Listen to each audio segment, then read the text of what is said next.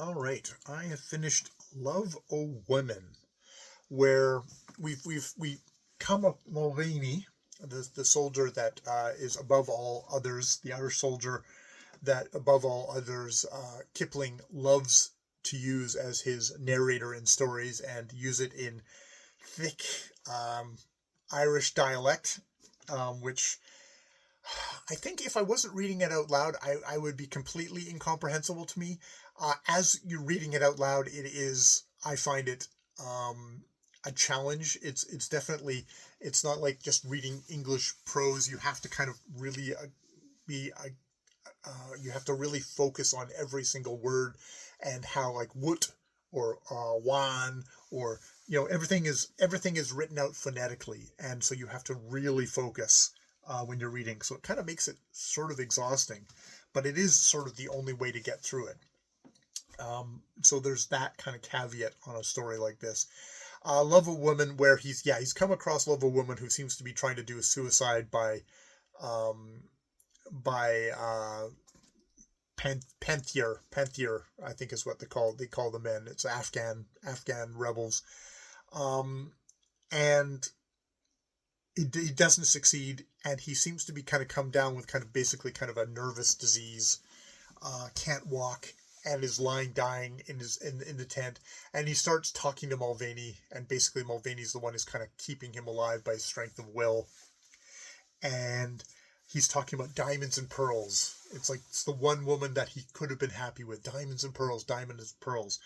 And of course they have to do movement, so they load up all the sick, including Love a Woman, and they get him down.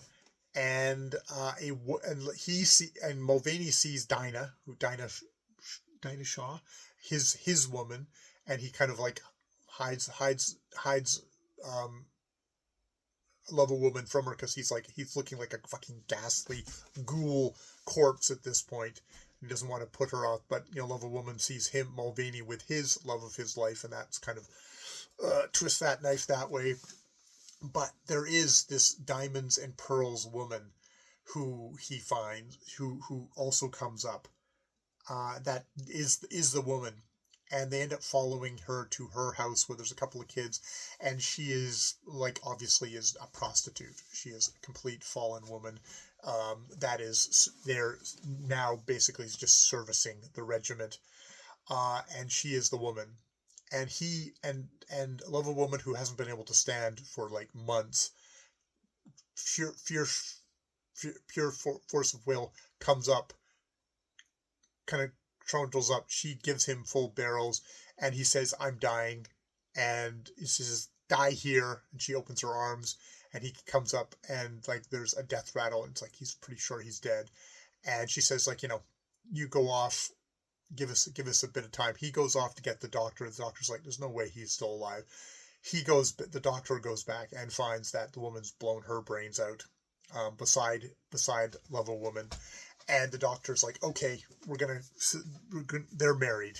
We're gonna they're gonna get buried in a civil cemetery, and there's a note there that Mulvaney notes that this guy ran off with somebody's wife himself later. So I mean, Kipling definitely is like, this isn't like a pure thing. This is a fairly incestuous society where people are fucking each other, and each stealing each other's women, all this sort of stuff, and yeah, and that's why he says, "Sir, it's better that Mackie got shot for being a cheating fucker, because if he'd lived, it would have been."